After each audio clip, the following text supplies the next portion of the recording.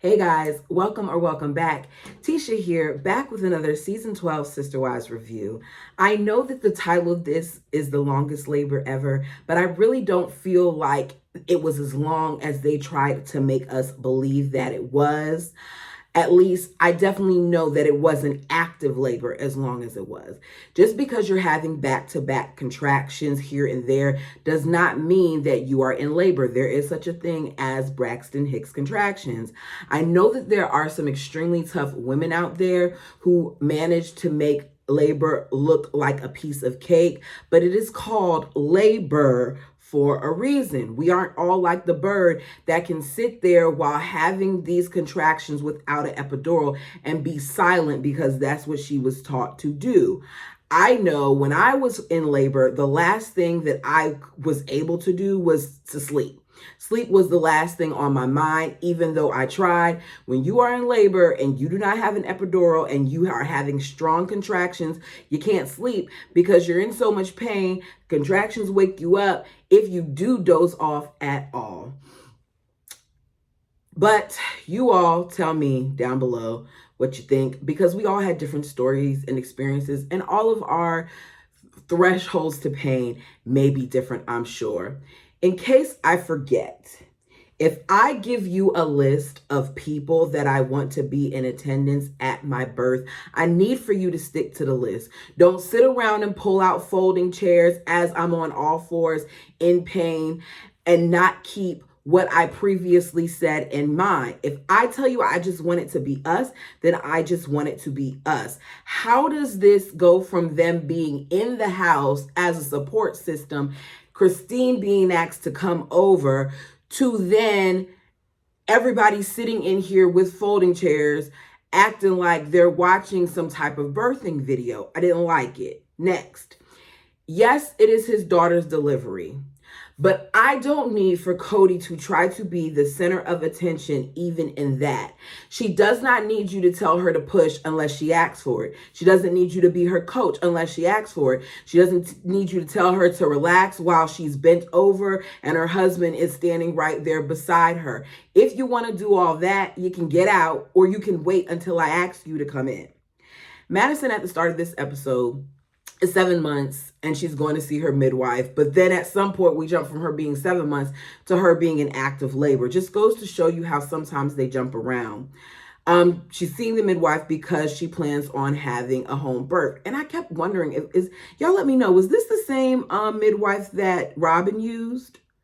We are reminded about polygamous women and how they don't like to go to the hospital to have their babies or put the father's name on the birth certificate, because they were afraid that if they put the father's name on the birth certificates, that it could be held against them, because they've been taught this can lead to arrest or the kids being removed from their home or something along those lines. I understand that, especially, back in the time period where we currently are in the book that I'm reading, but I don't understand that in present day. I'm just saying. The women in Caleb's family have all gone to the hospital to have their baby, so he would prefer for her to have been at the hospital to have a hospital birth, but he's respecting her wishes to do this home birth. And I get what he's saying. Maddie wants to do a home birth because this is what she's used to. This is what the women before her and her family have told her that they have all done, and this is how she's going to do it. So she tells us that she wants a water birth because she has heard that it helps with pain management. But one of the things that I think that they forget is that the water birth, which we found out later, sometimes in some women does slow things down. It's really meant for you to get in when you're really, really active in labor to kind of help the transition for the baby as the baby comes out, so the baby isn't so shocked from being in that amniotic fluid to now being out about in the world, being exposed by the cold air, right? The bird let us know that she had Aurora in a water birth. Mary reminds us of, her home birth and how easy it was to have Leon. And Christine talks about having, some of her kids at home and, one in the hospital. She says that there is a difference between the home birth and the hospital birth. And Janelle had some at home in the hospital as well. And both her and Janelle agree that the home birth provides more freedom, which it does. You're not hooked up to IVs and machines and things of that nature. You can come and go as you please. You can eat if you want to. You can do all those things that you can't necessarily do in the hospital. But the hospital, as Christine said when she was having her baby and she got that epidural, that, you know, she can understand why some people go that route too. Caleb says that if he senses that anything is wrong or that things aren't going as planned, he will disrupt the home birth and take her to the hospital. And I felt like that's good. You want to know that your husband is there to support you. Okay. So we see Mary and Cody. They are getting ready to head to the B&B to check out this property. Christine has on a sweatshirt that says "Stay present" to remind him that he needs to be that way with Mary.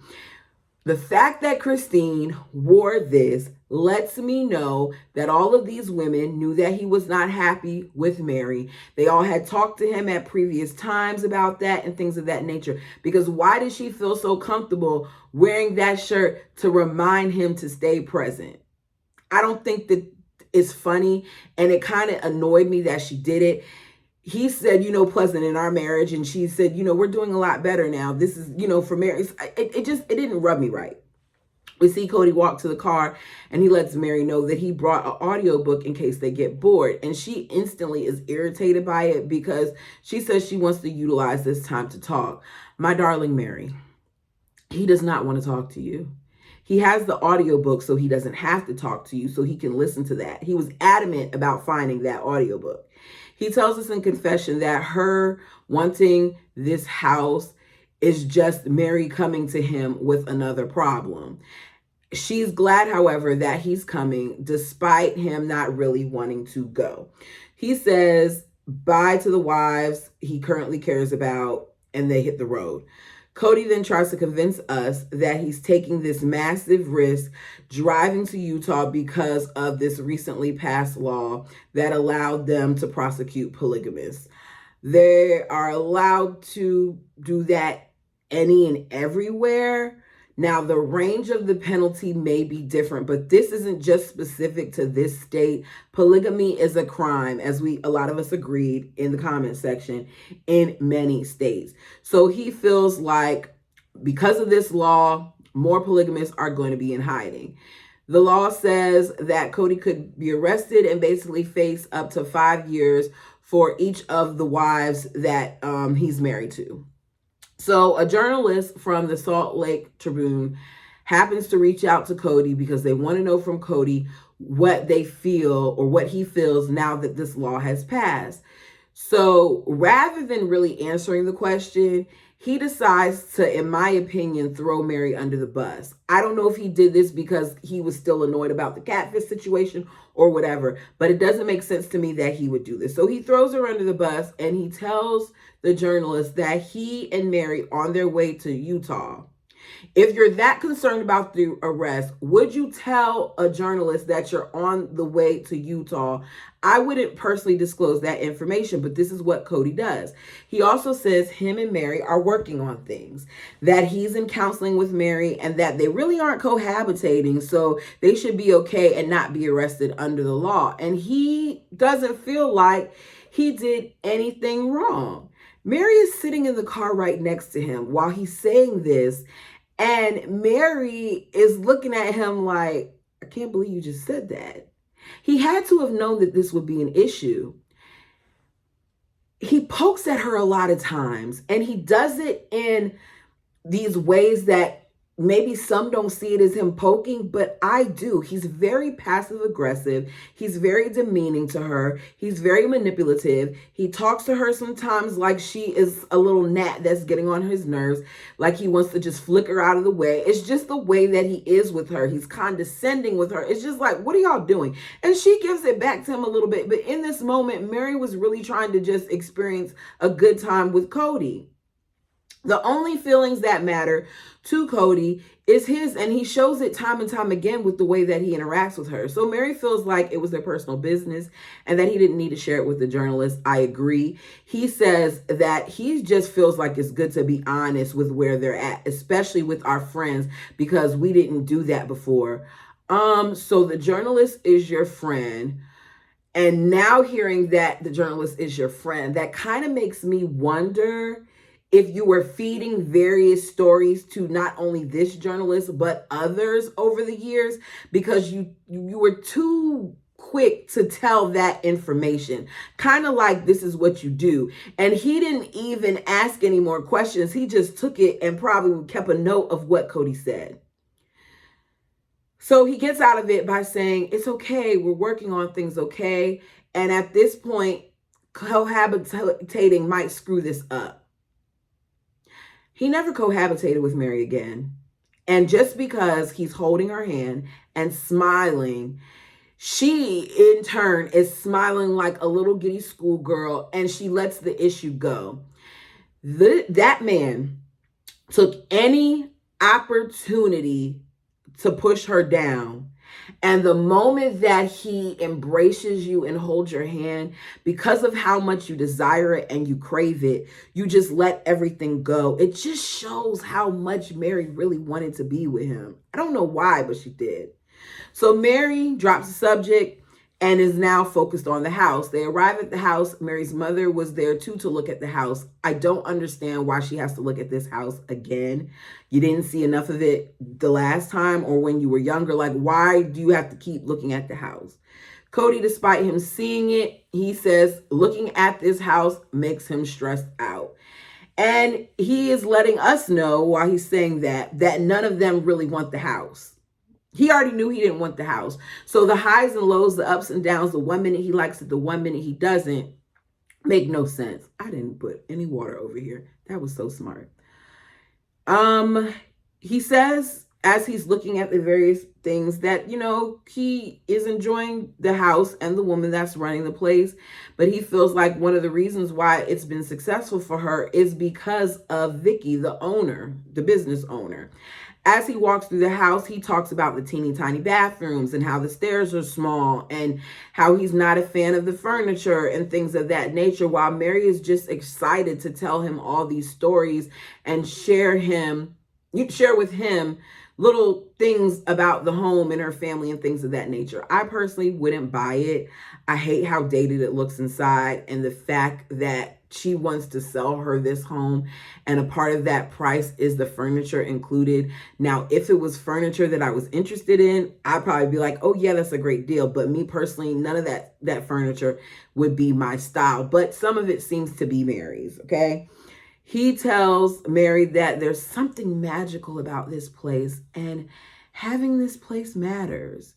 She's in confessional and she's like, I'm shocked and blown away by what he's saying, and I'm crazy happy at his reaction. And as she's saying, I'm like, okay, Mary, you should know better than that, because Cody has showed us time and time again that he says one thing when he's in front of you, another when he's in front of the cameras in confessional, and another when he talks to his various wives, okay? He does, however, worry that Utah would confiscate it. And you all let me know down below. Did they already sell the home in Lehigh at this point? Because we saw them visit Lehigh various times, and at no point did they confiscate that. So why is it that they really think that this home, if Mary gets it, would be confiscated? He liked the history of the place and asked Mary how they were going to make it viable. But that didn't last long, because he switched it up, as I said, as soon as he got home. He wants to know if they've done the numbers, because Mary's mom still wants to live there. None of that makes sense to me in that moment.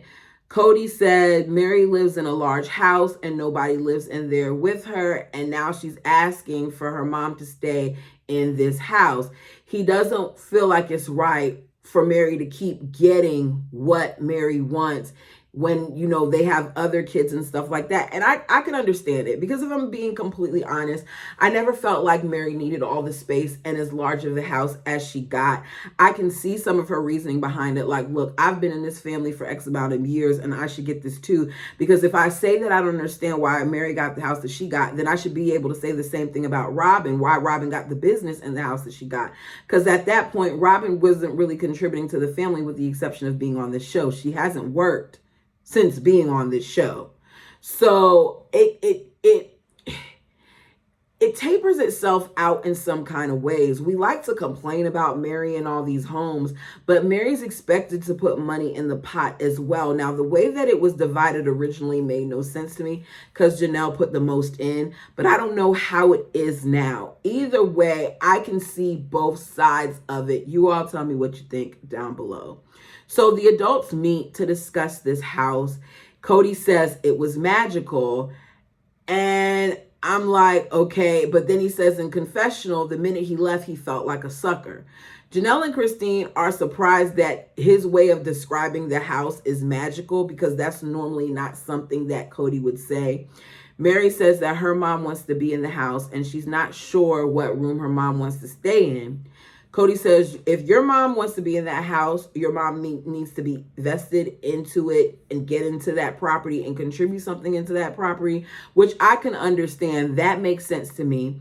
Mary says she'll definitely be contributing financially to it. She just doesn't know what. It all depends on what they decide. Cody says, I suggest that what we do is we rent it out as a wedding venue at least 6 times a year. That way that can pay for the mortgage.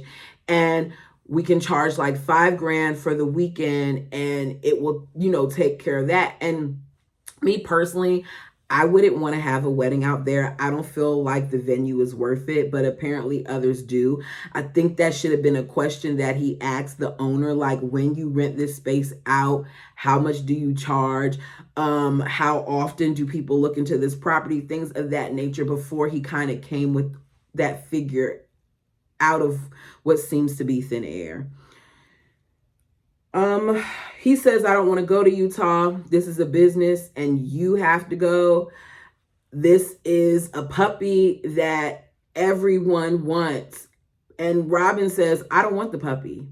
I don't want to put the energy or the man hours into it because I have a business of my own.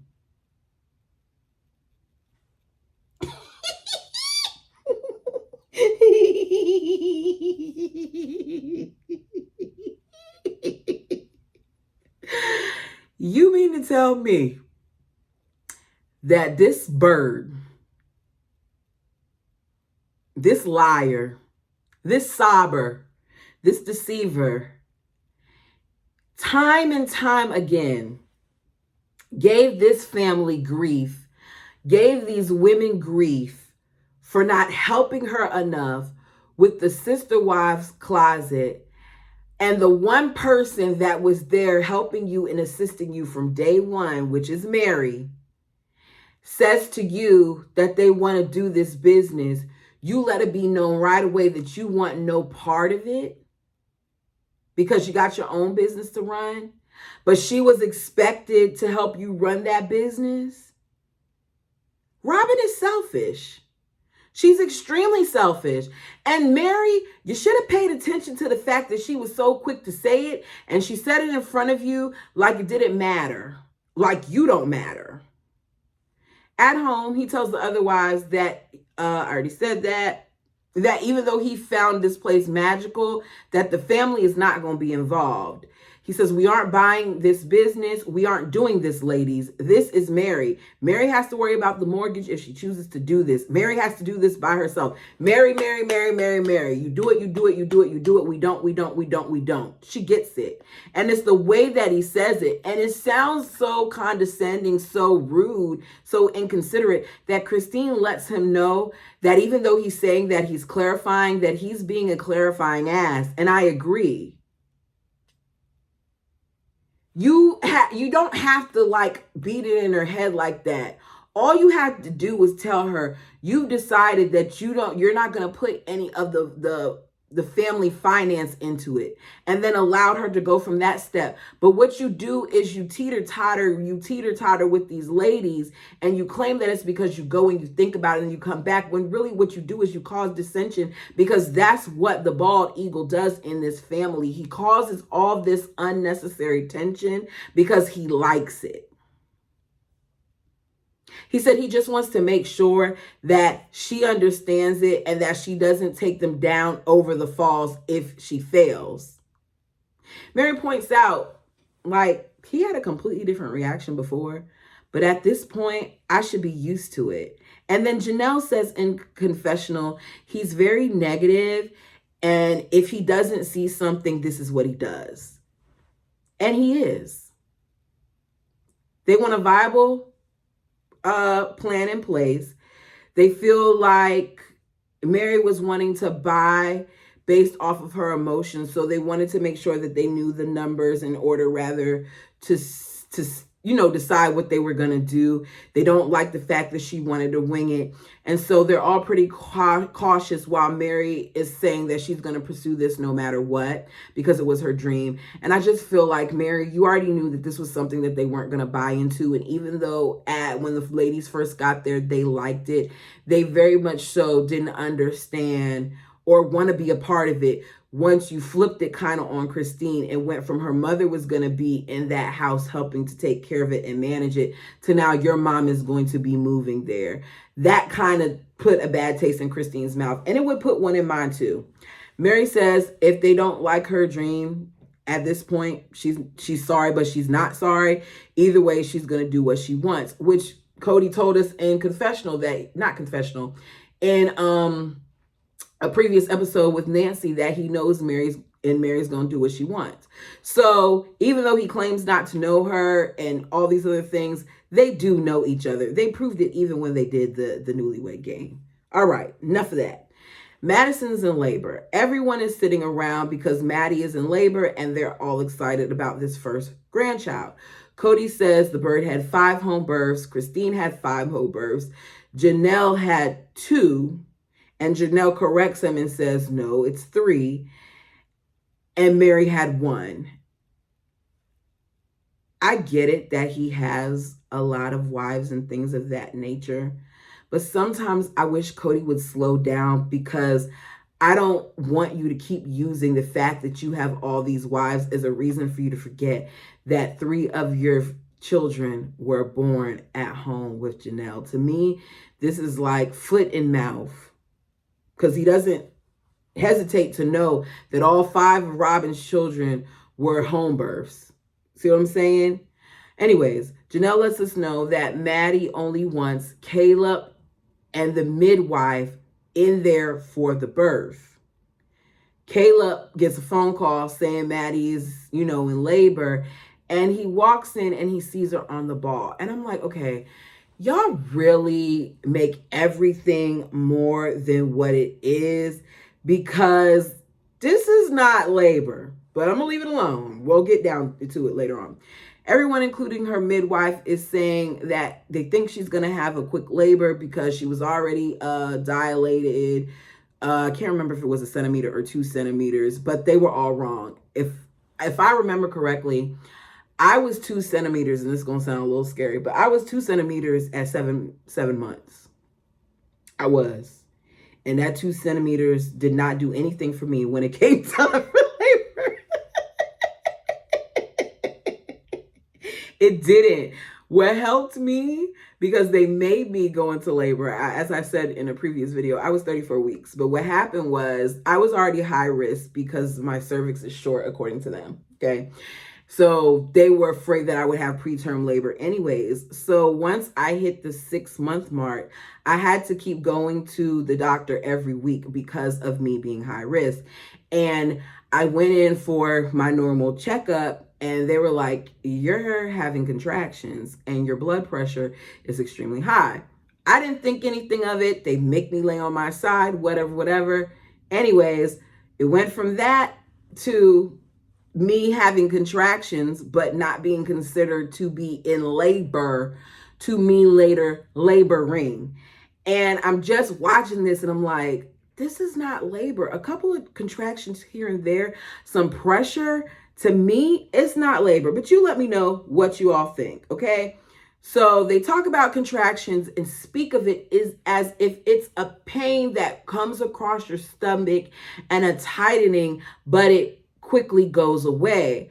I guess my contractions were different because them jokers had my stomach and my back feeling like somebody was ripping me apart from the inside. And I know that may sound dramatic to some of you all, but I had really, really, really, really bad. I had really, really bad contractions. I remember my mom telling me, like, okay, you're going to have the baby. And after you have the baby, you are going to forget about all the pain that you went through once you saw that baby. Let me tell you something. When my son came out, I was just happy he was out. They were like, do you want to hold him? No. I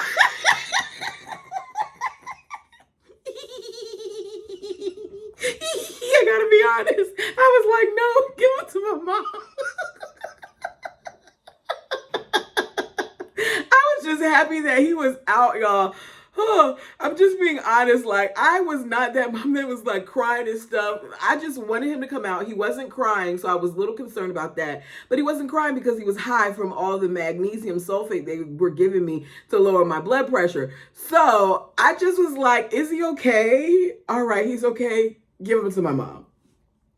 Cody says, someone describing it to him, the contractions, as a Charlie horse. And I was like, oh, goodness. I just don't feel like there's a description for it, really.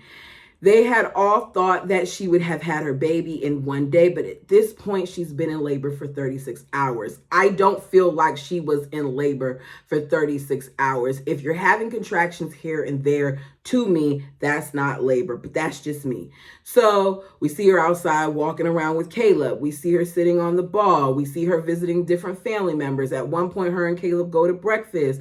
She stops at Christine's, and Christine says she's excited to be a Oma, that life hasn't changed because, you know, she's been able to remain present in their lives. The bird says she wants to be called Bubby, I think she said. Mary feels like it's weird to think of a name to be called, but it's cute that each one of them have different names. I'm kind of with Mary on it. I feel like the kids end up kind of calling you what they want to call you.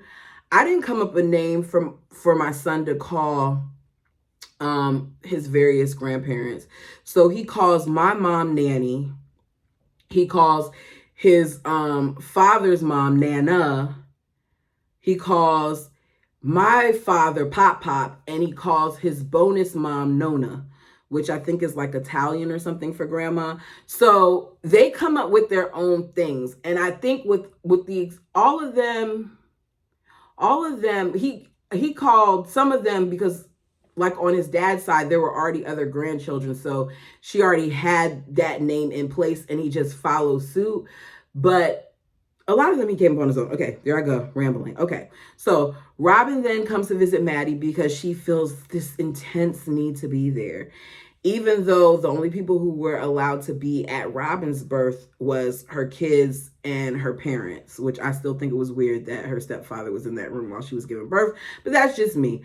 Robin talks about, you know, Maddie squatting through it. And she seems surprised that Maddie doesn't know this technique. I thought that technique was for when you were in active labor. I didn't know that it would induce labor, but this isn't my specialty. You all let me know down below. I know that we're all taught different techniques. So if that's the technique that works for her, then it works for her. Despite being in labor, Maddie then goes over to work with Mary, which makes me say again, like, how much of a labor was she in if she's standing here and she's doing all this stuff? But okay, she's in labor. So she works as her assistant and she's been extremely helpful to her while being there. Like, Mary loves the fact that she works for her, but apparently there was some tweets that went out after Maddie left where Maddie made it seem like she was so happy to get out of that toxic environment. I need to look for them. But At this point, they're happy with each other. So after 36 hours, her midwife comes in because she feels like Maddie needs a little help because the contractions aren't contracting enough. Okay. So April comes over, asks her if she's had consistent contractions. She says no. She does a check, and then she decides that she's going to strip the membrane to kind of get things going. So once she does this, I don't know how long after, but we see that there is a change in Madison. We get a sign that says after 65 hours of labor. I already told you all that I don't feel like she was in labor this long, but I could be wrong. So at 65 hours of labor, she's saying that the contractions are on top of each other and she's in a lot of pain. The adults are describing these again as tightening of your stomach, and I just hear them talking to her about what the contractions feel like and how they're going to be. And I'm saying to myself, this girl was completely unaware of what she was going to be facing, because what y'all describing isn't really enough of what a contraction is.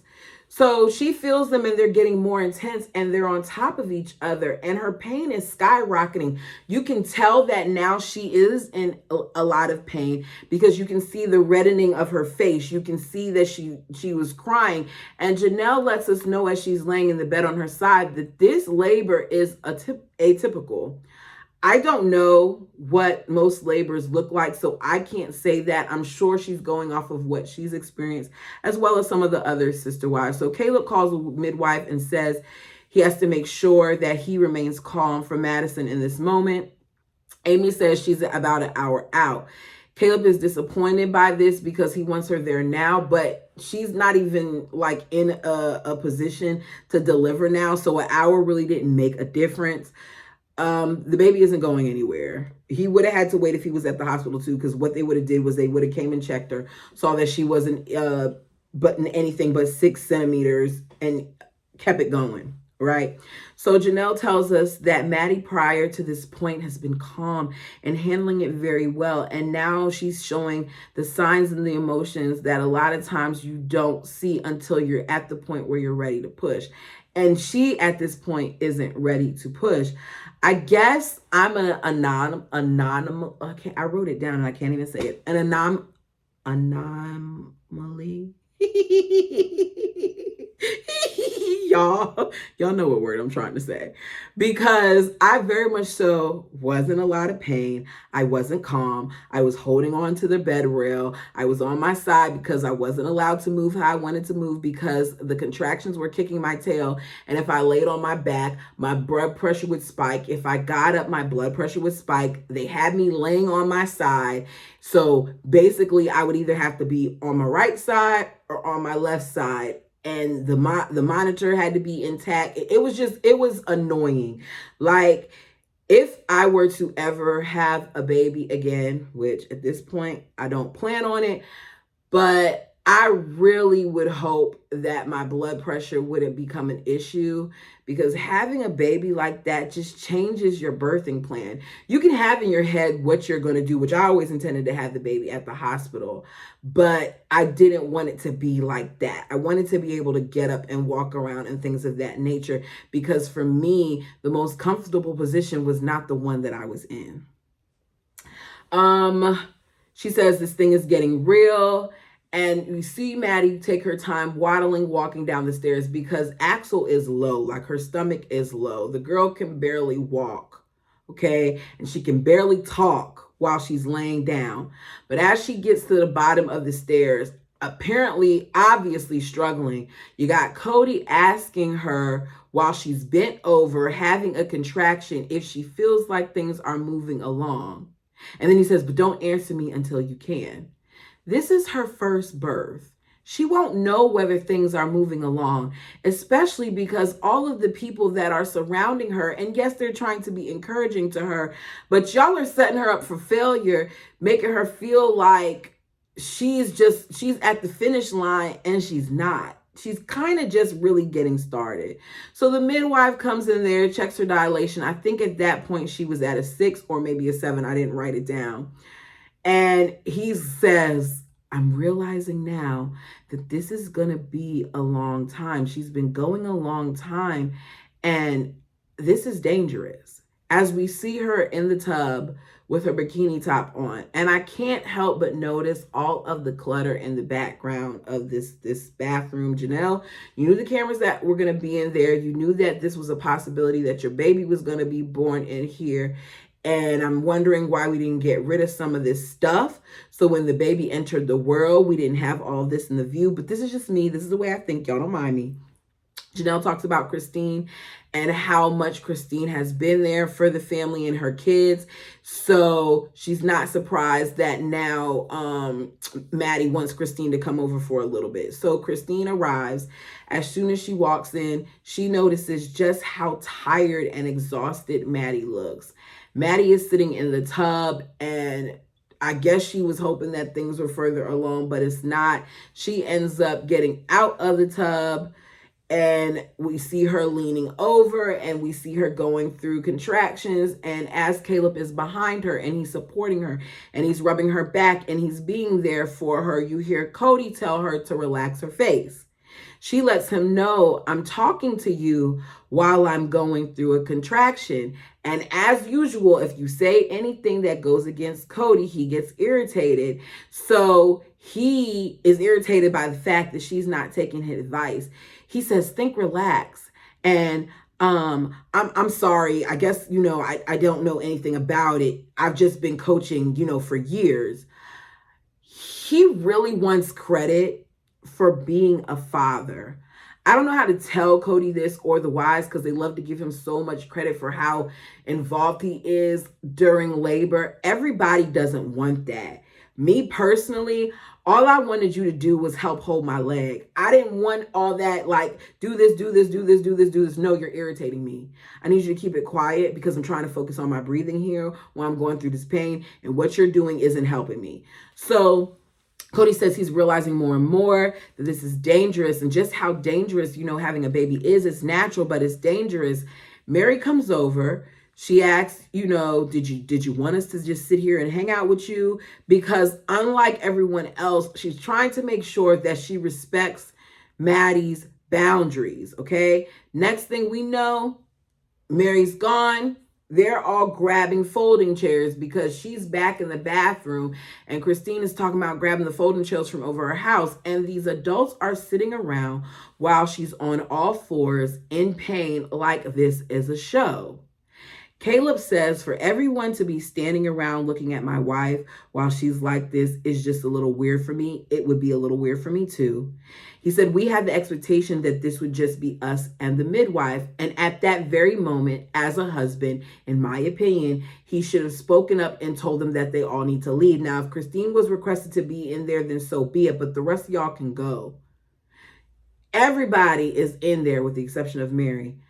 Even Savannah and Brianna are in there watching it. And we're hearing how they feel like, they want them to see the birthing process either. This is not the first time Brianna has seen a birthing process. She was in there for her mother. Now, she wasn't in there when she pushed, but she was in there to see some of what her mother did. But I get it. You want to educate your girls, fine. But why do we have to use this time to do it in such a small space? So Janelle keeps saying that this is moving fast and this looks like labor, but you don't know what her pain tolerance is.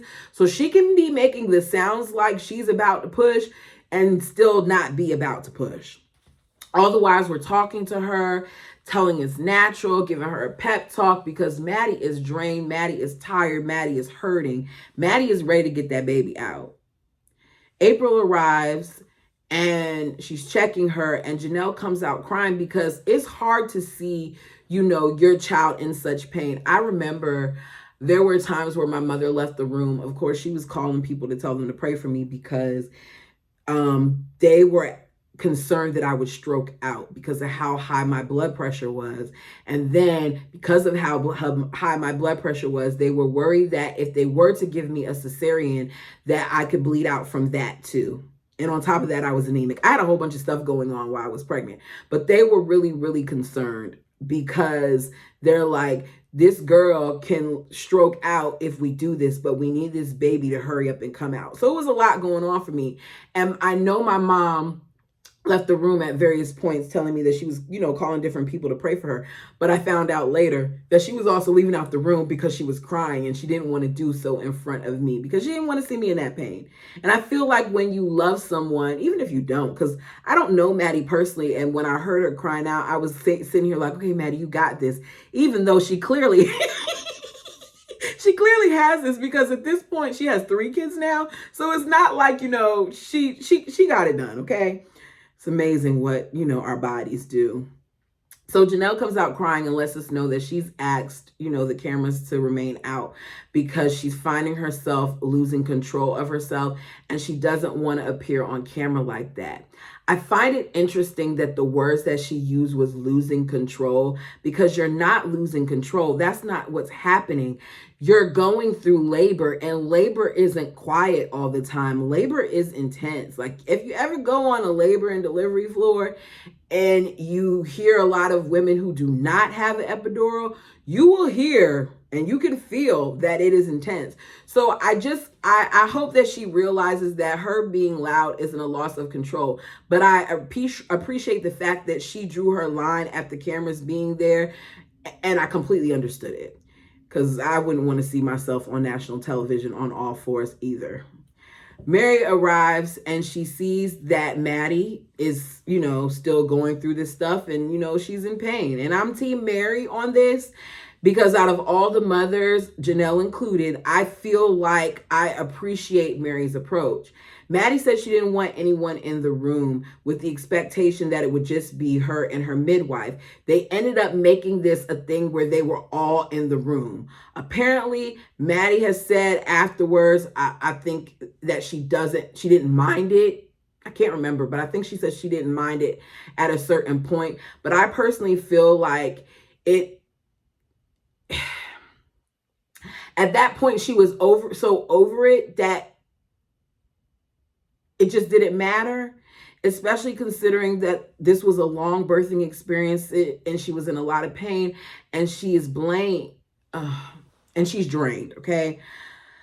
But I'm kind of blaming the wives a little bit, because I feel like they got Maddie's hopes up, because you're sitting there telling her for days that she's in labor, she's definitely in labor, but you don't get a great night's sleep through labor and go out for breakfast unless you done had some meds. So she wasn't in active labor at that point. And they got that girl all excited, making her think that this was going to come so much sooner than it was. Even her midwife feeling like, even though that this was her first birth, just because she's 2 centimeters didn't mean that she was going to have a quick labor, because she didn't. And I felt like that might have also made her feel defeated. So we see her continuing to labor. She's in the tub, and they realize after all this time that the tub is slowing her contractions down. I personally wasn't surprised by this at all. Most of the time you see people get in the tub, it's when they're almost ready to push. She wasn't almost ready to push. She was getting in the tub at 6 centimeters. So she ends up going into the room. Cody is also into this room. Finally, time at some point for her to push. We hear Christine telling her that she can do it and pushing. We hear Cody saying it. We say not to give up, yada, yada, go. Janelle lets us know that in the room, Cody was like by her head and he was coaching her. Mary, as all this is going on, left to go get Leon and Audrey because she did not want to overstay her welcome. Janelle, Christine, and Robin at various points were all there, but Mary wasn't sure that she should be there. She said it's always been awkward for her, so she just, kept coming in and out the house. She came back with the expectation of hearing something when she got back. She walked in, she didn't hear anything. She's at Janelle's house with Leon and Audrey. They think no one is there, but they're all upstairs behind closed doors. Now, could Mary have gone to the door? Yes. Could she have knocked on it? Yes. But as I said, she's trying to respect boundaries. We hear her getting frustrated. We hear her getting tired. We hear her making the various, noises that are associated with labor. Cody says at this point, he has to get in her face and tell her to push. He comes out telling her, like, you got to do this. You got this. Good job. Make sure he's breathing. And we hear the baby finally cry. And then when we enter the room, we get a shirtless Caleb beside his wife. And she's obviously had the baby, and he's cleaned off and stuff at this point. And we find out, I think he's 8 pounds, 8 ounces.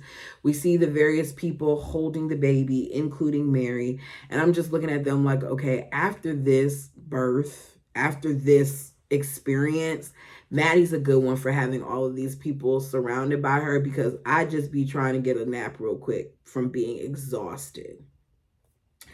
And that is the end. You all tell me what you thought of this episode. Maybe I'm a little too hard on the family, and I could be wrong, especially for you medical professionals out there, or even you moms. Do you feel like just because you have contractions here and there that means you're in labor? Because I think it's a stretch to say that she was in labor for 60 something hours when I feel like she wasn't really in labor that long. And you can tell me, your opinion. Like the video, helps the channel. I can tell already looking at the preview for next that I'm going to be really annoyed, and I'm probably going to be saying some stuff about Christine, because in the clip for the next video, I didn't like what I saw in that clip with how Mary was being talked to. But I'll see you all for Sister Wives on Thursday. Until next time.